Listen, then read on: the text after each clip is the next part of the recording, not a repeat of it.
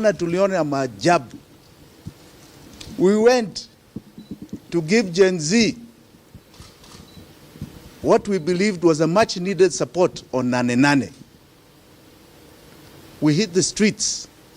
We were there no more than 5-10 minutes, and we were tear gassed like you cannot believe.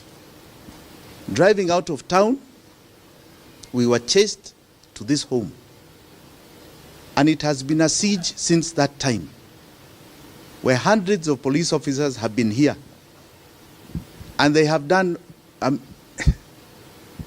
criminal things you cannot believe, all in the view of looking for me. 7 years ago, they looked for me in this house, they couldn't find me. Even now, you look for me in this house, you'll not find me. So please, musijaribu tena. You're wasting your time. Yeah? If you want me, it's a simple summons, and I'll appear where you want me. Stop looking for me in this house. You'll never find me. Never. Please. Sisi wajinga. We are not born yesterday. All right?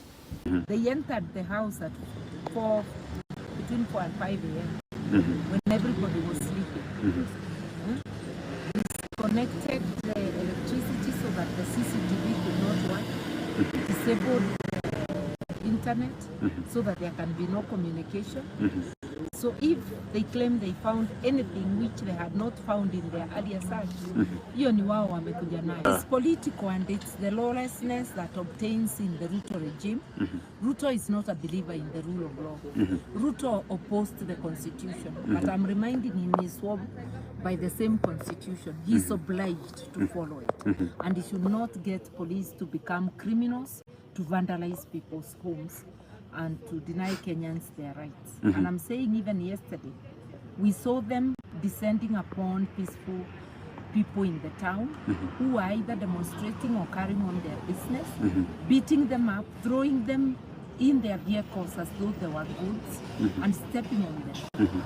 This harassment must stop. This intimidation is a campaign of intimidation to take away people's voices so that people may stop complaining about the unconstitutionalities